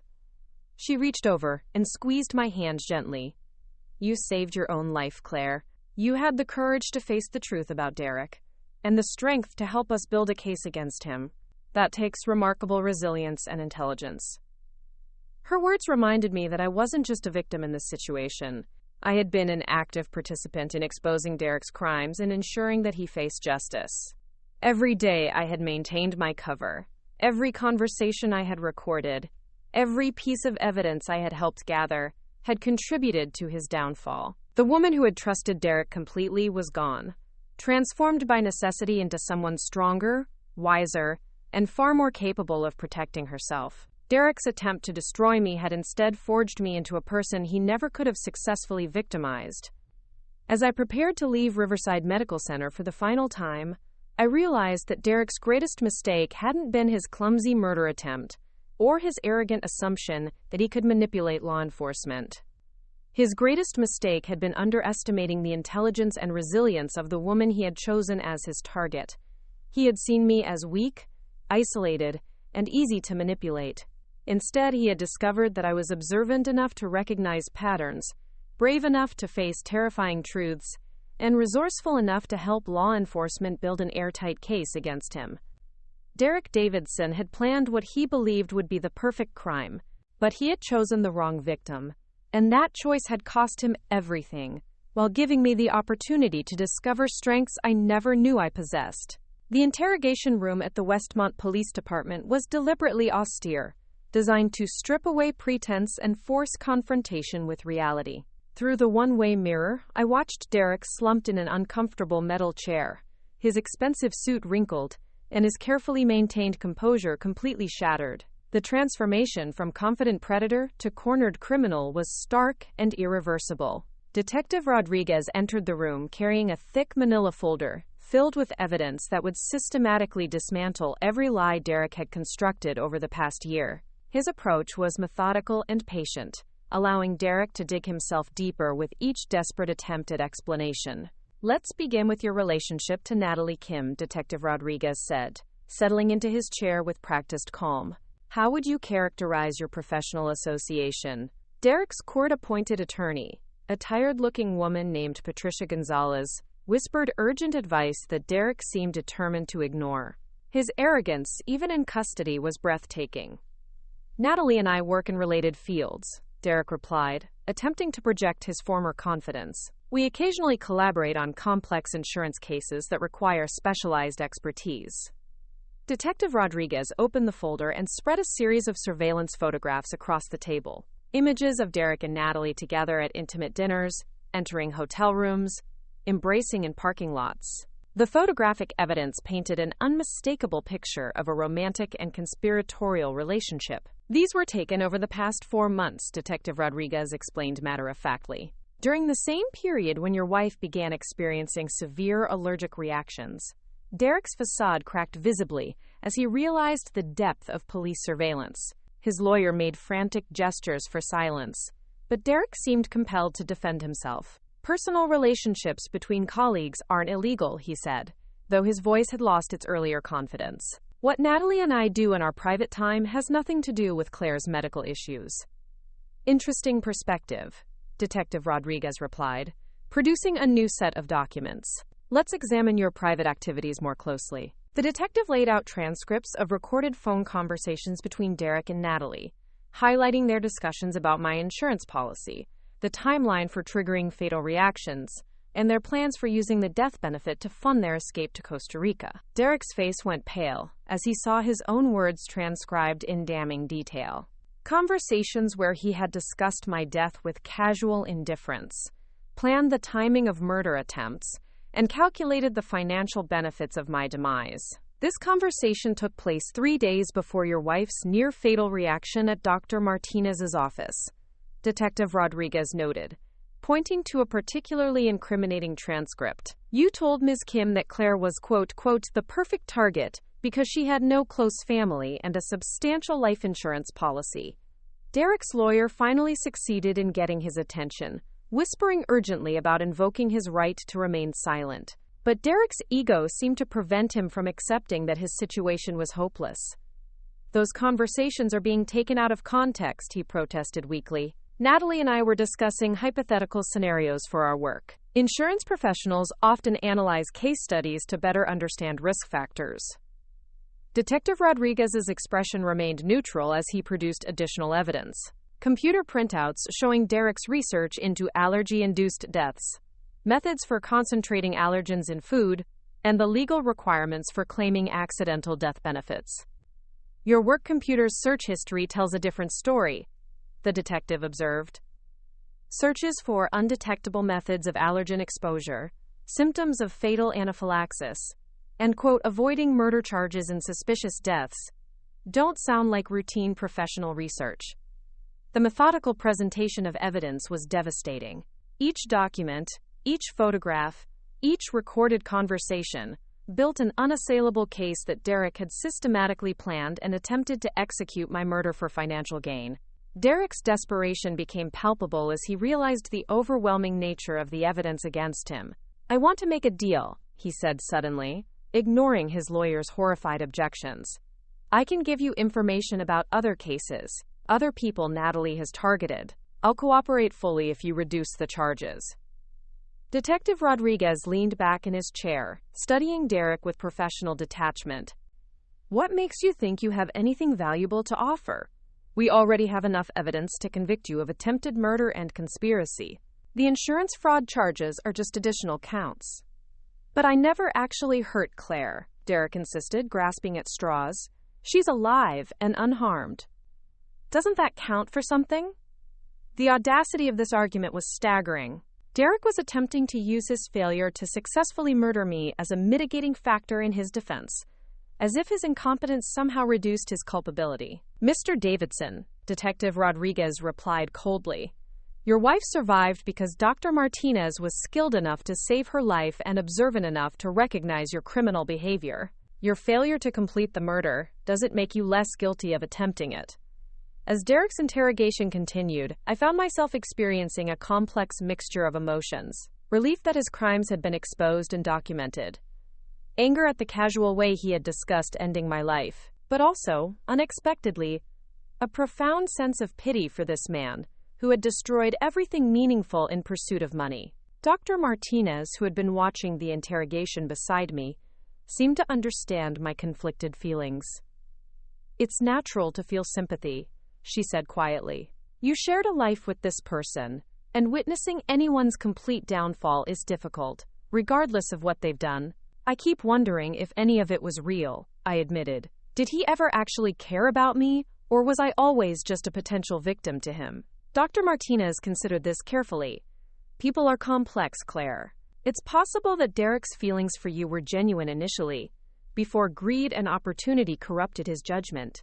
But it's also possible that he targeted you deliberately from the beginning. The investigation would later reveal that Derek had indeed researched my background before we met, identifying me as an ideal victim through my online business presence and social media posts that indicated I had limited family connections. Our entire relationship may have been built on calculated deception from the very first conversation. But Dr. Martinez helped me understand that the authenticity of Derek's feelings was ultimately irrelevant to my healing process.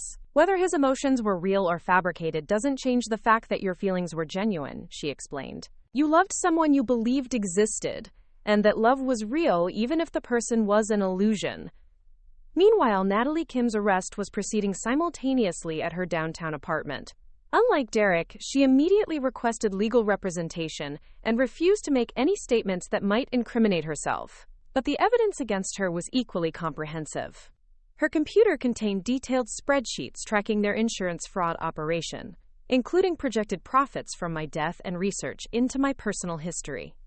Text messages between her and Derek revealed her role as the strategic mastermind behind their criminal enterprise, with Derek serving as the hands-on executor of their plans. Most damning were messages showing Natalie's frustration with Derek's failed first murder attempt and her pressure for him to, quote, complete the assignment before I became suspicious. Her communications revealed a cold, calculating personality that viewed my life as nothing more than a business opportunity. Your boyfriend isn't handling the pressure well, one of Natalie's messages to Derek read. Either finish what we started, or we abandon the whole operation. But we can't afford to have her getting suspicious and potentially exposing everything. The clinical detachment in their communications was chilling. They discussed my death with the same emotional investment they might have shown planning a vacation or discussing stock investments. Within 72 hours of their arrests, both Derek and Natalie had been formally charged with conspiracy to commit murder, attempted murder, insurance fraud, and multiple counts of theft related to their systematic manipulation of legitimate insurance claims. The evidence was so overwhelming that their attorneys immediately began discussing plea agreements rather than risking trials that would likely result in life sentences. Derek's lawyer focused on negotiating a deal that would avoid the death penalty in exchange for his cooperation in recovering stolen funds and testifying against Natalie.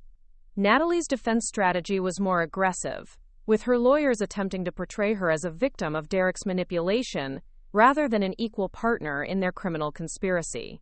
But the evidence contradicted this narrative, showing that she had initiated many of their most callous discussions about my death and had actively pressured Derek to accelerate his murder timeline. The media attention surrounding the case was intense, but mercifully brief. The story of systematic allergen poisoning and attempted medical murder captured public imagination, but I was careful to maintain my privacy and avoid becoming defined by my victimization. Detective Mills helped me navigate the legal complexities of victim compensation and asset recovery. Derek and Natalie had stolen hundreds of thousands of dollars from legitimate insurance claims over their 2-year criminal partnership, and the courts would ensure that victims received restitution from recovered funds. You're not just a victim of attempted murder, Detective Mills explained. You're also a victim of the financial crimes they committed using their positions in the insurance industry. The law provides mechanisms for recovering your losses and ensuring your financial security. More importantly, I discovered that my bookkeeping business had stronger foundations than I had realized. Several clients who had been impressed with my professionalism offered expanded contracts and referrals to their business networks. The skills and reputation I had built were entirely my own, untainted by Derek's criminality. My sister Rachel flew in from Seattle to provide emotional support during the immediate aftermath of Derek's arrest. Her presence was invaluable as I processed the trauma of discovering that my husband had systematically tried to kill me. I never trusted Derek completely, she admitted as we sorted through belongings in my temporary apartment. There was always something too polished about him, too calculated, but I never imagined he was capable of murder. Rachel's perspective helped me understand that Derek's deception had been expertly crafted and consistently maintained. My failure to recognize his true nature wasn't evidence of poor judgment, but rather testimony to his manipulative skills. The important thing is that you're alive and he's going to prison, Rachel said firmly. You get to rebuild your life on your own terms, while he spends the next decades thinking about everything he threw away for money. The legal proceedings moved forward with remarkable efficiency. Derek's recorded confessions and the overwhelming physical evidence made conviction virtually certain. His plea negotiations focused on avoiding execution in exchange for a guilty plea and full cooperation in recovering stolen funds. Natalie's trial was more contentious, with her defense team arguing that she had been manipulated by Derek and that her role in the conspiracy was secondary. But prosecutors presented evidence showing that she had been the primary architect of their financial crimes and had actively encouraged Derek's murder attempts when his initial efforts failed. The plea agreements ultimately reached were substantial but appropriate to their crimes. Derek accepted a sentence of 25 years without possibility of parole in exchange for cooperating with victim restitution efforts. Natalie, whose lawyers had insisted on a trial, was convicted on all counts and sentenced to 30 years. During Derek's sentencing hearing, I was offered the opportunity to make a victim impact statement. After considerable deliberation, I decided to attend and confront Derek one final time. The courtroom was packed with media representatives, law enforcement officials, and victims of Derek and Natalie's other financial crimes. Standing at the podium, looking directly at the man who had tried to murder me, I felt a profound sense of closure. "Derek," I began, my voice steady and clear, "you stole more than money from me. You took away my ability to trust, my sense of safety in my own home, and my faith in the institution of marriage. You poisoned me systematically for months, then abandoned me to die when your plan finally appeared to work." Derek sat with his head down, unable to meet my gaze as I spoke. "But your attempt to destroy me had an unintended consequence. It revealed strengths I didn't know I possessed. I survived your murder attempts, helped gather evidence that convicted you, and I'm rebuilding my life into something better than it ever was when I was married to you." I paused, allowing my words to resonate throughout the silent courtroom. "You will spend the next 25 years in prison, contemplating the life you destroyed through greed and selfishness. I will spend those same years living freely, surrounded by people who genuinely care about my well-being. Your plan to end my life only made me stronger." As I left the courthouse that day, I felt lighter than I had in months. The legal proceedings were finally complete. Derek was beginning his prison sentence, and I was free to move forward without looking back. The healing process was gradual but steady. Dr. Martinez had been correct about the psychological recovery taking time. In the months that followed, I slowly learned to trust food again, to sleep without constant vigilance, and to believe that the people in my life had genuine, non-exploitative motives. I relocated to Portland, Oregon, where I had no connections to my previous life with Derek. My bookkeeping business flourished as I expanded my client base and developed new service offerings. The insurance settlement from Derek and Natalie's crimes provided financial security that allowed me to take entrepreneurial risks I never would have considered before. Most importantly, I learned to trust my own instincts again. The hypervigilance that had developed during Derek's murder attempts gradually transformed into healthy awareness and boundary setting. I became more skilled at recognizing manipulation, protecting my interests, and maintaining my independence.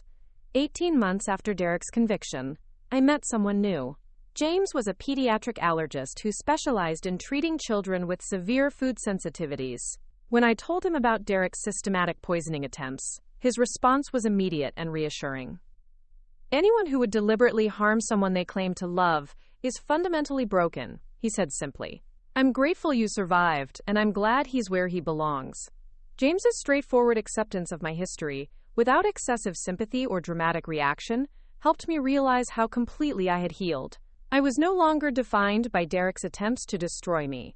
I was simply someone who had survived a horrific experience and created a better life from the aftermath. The last update I received about Derek came through Detective Mills 2 years after his conviction. He was serving his sentence at a federal facility in Texas, struggling to adapt to prison life and reportedly maintaining his innocence despite his recorded confessions. Natalie was imprisoned in California, where she had filed multiple unsuccessful appeals of her conviction. Both continued to blame each other for their crimes, apparently unable to accept responsibility for their calculated attempts at murder. I felt no satisfaction in their suffering, but enormous relief, knowing they would never again have the opportunity to harm innocent people. Their criminal enterprise had been permanently dismantled, their victims had received some measure of justice, and society was protected from their predatory behavior. Looking back on the entire experience, I understand that Derek's greatest error wasn't his clumsy murder technique or his arrogant abandonment during my anaphylaxis. His fundamental mistake was underestimating the intelligence and resilience of the woman he chose as his victim. He had perceived me as weak, isolated, and easily manipulated. Instead, he discovered that I was observant enough to recognize suspicious patterns, courageous enough to face terrifying truths, and resourceful enough to help law enforcement build an unassailable case against him. Derek Davidson had conceived what he believed would be the perfect crime, but he had chosen the wrong target. That miscalculation cost him everything, while providing me with the opportunity to discover capabilities I never knew I possessed. The woman who had trusted him completely was gone, replaced by someone wiser, stronger, and infinitely more capable of protecting herself. Derek's attempt to destroy my life had instead liberated me from a marriage built on deception and given me the chance to create something authentic and meaningful. In his effort to kill me, Derek had actually set me free.